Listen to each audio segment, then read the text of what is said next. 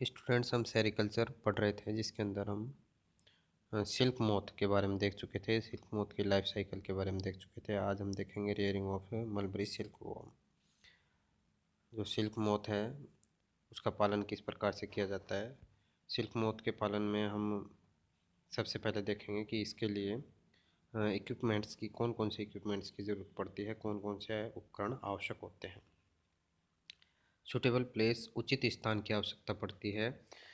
Moth को बंद कमरों के भीतर पाला जाता है। ये कमरे बड़े, खुले व हवादार होने चाहिए, जिनमें प्रकाश व वायु दोनों की प्रवेश और निकासी की क्या हो, समुचित व्यवस्था हो। छप्पर या मिट्टी की दीवारों से बने हुए कमरे अधिक उपयुक्त इसके लिए होते हैं। सेकंड है रियरिंग ट्रेज, पालन पोषण ट्रे। इन ट्रे में सहसूत की पत्तियां रखी जाती हैं जिन पर मोथ अंडे देते हैं। ये ट्रे बांस से बनी होती हैं जो कि हल्की होती है एवं तापक्रम के प्रभाव से अप्रभावित रहती हैं। नेक्स्ट है cocoon trays. Cocoon tray, cocoon निर्माण हेतु कैटरपिलर लार्वा को ट्रे में रखा जाता है और इन्हें स्पिनिंग ट्रेज भी कहते हैं। नेक्स्ट है फीडिंग ट्रेज। लार्वा को भोजन देने हेतु इन थालों की आवश्यकता होती है और इन ट्रेज में शहतूत के पत्ते कैटरपिलर को परोसे जाते हैं। ये भी बांस या अन्य उपयुक्त सामग्री की बनी हुई होती है। नेक्स्ट है रैक्स। कम स्थान पर अधिक ट्रे व्यवस्थित करने के लिए रैक्स बनाए जाते हैं जिनमें बहुत सारे खाने शेल्फ होते हैं। ठीक अलमारी की भांति रैक्स इसमें ठीक अलमारी की भांति इसमें क्या रखे जाते हैं, ट्रे रखी जाती हैं। ट्रे को जमाया जाता है। इन ट्रे में लार्वा व इनका भोजन रखा जाता है। साथ में इन ट्रे को नेट के द्वारा ढका जाता है ताकि लार्वा के द्वारा जो एक्सक्रीटरी प्रोडक्ट जो सीक्रेट किया जाता है वो अन्य थालों पर न गिरे। नेक्स्ट है चॉपिंग नाइफ, पत्तियां काटने वाला चाकू। यह शहतूत की पत्तियों को छोटे छोटे टुकड़ों में काटने हेतु काम में लाया जाता है। नेक्स्ट है बास्केट्स, इसमें शहतूत की पत्तियों को तोड़कर एकत्रित किया जाता है। हाइग्रोमीटर, इसके द्वारा वातावरण की आर्द्रता मापी जाती है। थर्मामीटर, इसके द्वारा कमरे के तापमान को मापा जाता है। ओवन, ओवन के अंदर जीवन चक्र की विभिन्न अवस्थाओं को विभिन्न ताप पर रखकर सक्रिय बनाया जाता है। फ्रीज, इसके अंदर नेक्स्ट जनरेशन के लिए क्या रखे जाते हैं, सीड या एग को संग्रहित करके रखा जाता है। नेक्स्ट है ग्रेनेज मैनेजमेंट। ग्रेनेज मैनेजमेंट से मतलब है कि उत्तम प्रजाति के बीज पालनकर्ता को उपलब्ध कराना। कि पालनकर्ता को हम उत्तम प्रजाति के बीज उपलब्ध कराएं, यही क्या कहलाता है, ग्रेनेज प्रबंधन या ग्रेनेज मैनेजमेंट कहलाता है।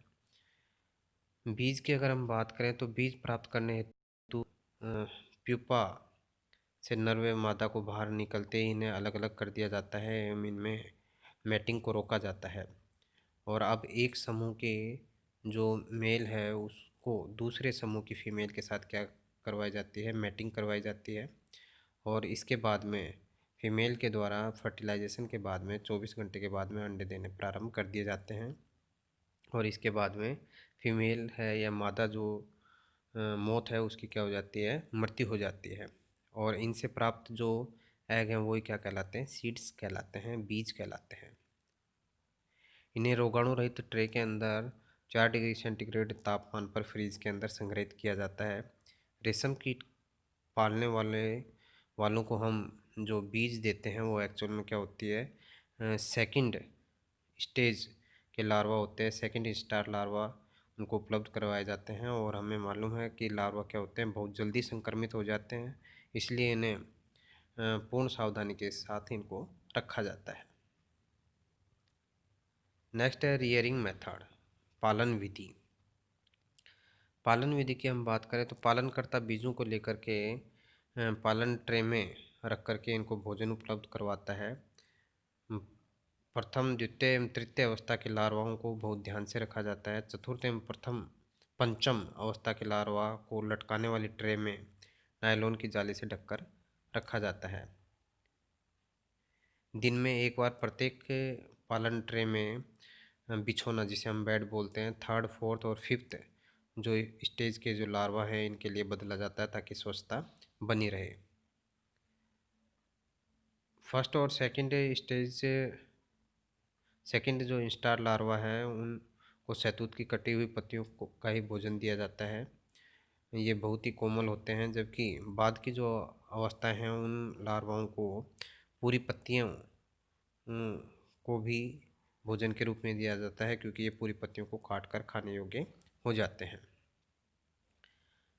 जिस कमरे में लार्वा व शहतूत की पत्तियां रखी जाती हैं उनकी जो आर्द्रता है वो 60 to 70% होनी चाहिए। नमी में कमी होने से शहतूत की पत्तियों का स्वाद क्या हो जाता है, नष्ट हो जाता है और पत्तियां कठोर भी हो जाती हैं। पत्तियों को गीले कपड़े में लपेट कर रखा जाता है। कमरे का तापमान है ये 23 डिग्री सेल्सियस से लेकर 27 डिग्री सेल्सियस के बीच में ही रखना चाहिए। एक पालन ट्रे में लार्वा अधिक संख्या में नहीं रखने चाहिए, इससे लार्वा का विकास क्या नहीं होता, ठीक तरीके से नहीं होता है। फिफ्थ स्टार लार्वा है, ये परिपक्व होने पर भोजन करना बंद कर देता है और इसके बाद में इसकी सिल्क ग्रंथियों से क्या बनाया जाता है, रेशम का धागा स्रावित किया जाता है, जो कि हम पूर्व में पढ़ चुके हैं। और ये धागा अपने चारों तरफ लपेट कर किसका निर्माण कर लेता है, कोकून का निर्माण कर लेता है।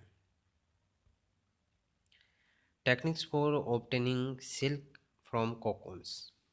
कोकून से रेशम प्राप्त करने की विधि, कि कोकून से रेशम किस तरीके से प्राप्त किया जाता है। तो इसके अंदर हम सबसे पहले देखेंगे स्टेफलिंग। कोकून से रेशम प्राप्त करने के लिए कोकून को क्या किया जाता है, गर्म जल के अंदर डाला जाता है, या जो अवन होती है उसके अंदर अधिक ताप पर इसको रख कर के इसके अंदर जो प्यूपा है उसको मार दिया जाता है। ये क्रिया क्या कहलाती है, स्टेफलिंग कहलाती है। स्टेफलिंग क्रिया भाप देकर या धूप में रखकर या फ्यूमिगेशन, जिसे हम धूमर बोलते हैं, धूमन बोलते हैं, फ्यूमिगेशन द्वारा भी की जा सकती है। नेक्स्ट है रीलिंग एंड स्पिनिंग। इसके अंदर हम देखेंगे कि जो कोकून कोकून को जल में उबाला जाता है और गर्म जल में उबालने से धागे के बीच में क्या हो जाता है, बंधन कमज़ोर हो जाता है और अब कोकून से धागों को अलग करना अधिक सुविधाजनक होता है।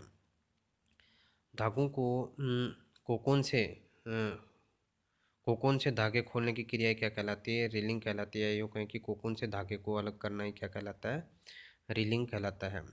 पूरा कोकून एक सतत धागे से बना होता है और यह धागा लगभग 1000 से लेकर के 1500 मीटर लंबा होता है। इसमें हम देखते हैं कि जो अनुभवी कारीगर होते हैं उसके द्वारा एक साथ 4-5 कोकून से धागा पकड़कर अलग करते हुए उन्हें एक आइलेट से निकाला जाता है और उन्हें एक चक्री के ऊपर लपेट लिया जाता है।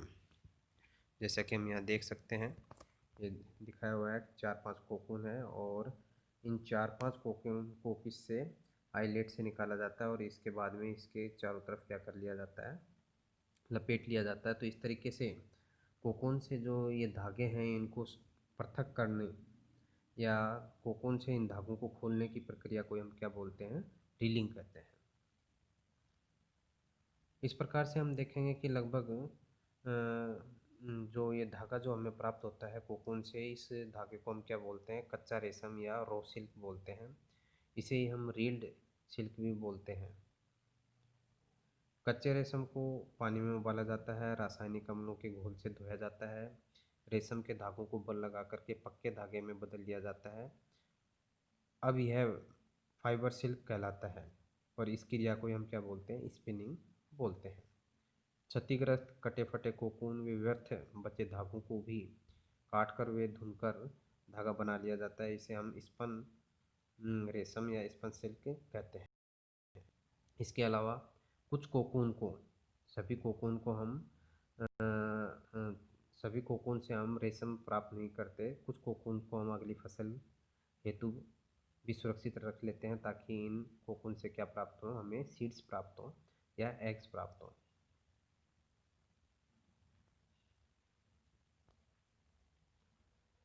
नेक्स्ट है डिजीज ऑफ सिल्कवॉर्म, रेशम कीट के रोग। रेशम कीट के हम देखेंगे कि कई प्रकार के रोग होते हैं और सामान्यतः ये लार्वा अवस्था के अंदर इनको ये रोग लगते हैं। सबसे इसमें महत्वपूर्ण जो डिजीज़ है वो है पेब्रिन। पेब्रिन डिजीज़ है ये नोसिमा बोम्बिक्स के द्वारा उत्पन्न होती है। नोसिमा बोम्बिक्स एक क्या है, प्रोटोजोआ है जिसके द्वारा ये रोग उत्पन्न होता है किसके अंदर, लार्वा के अंदर।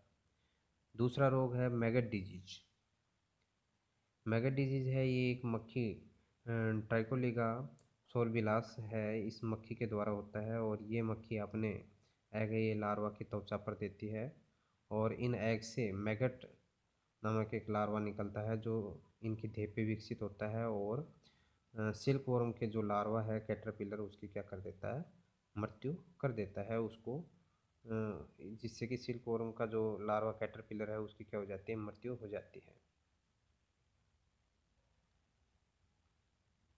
इसके अलावा देखेंगे कि ये देखा जाता है कि ये रोग अधिकतर रेशम कीट लार्वा के जो मैगट जो डिजीज़ है वो फोर्थ और फिफ्थ जो स्टार लार्वा है उस अवस्था के अंदर होती है, जब यह कोकून बनाने की क्या कर रहा होता है, तैयारी कर रहा होता है।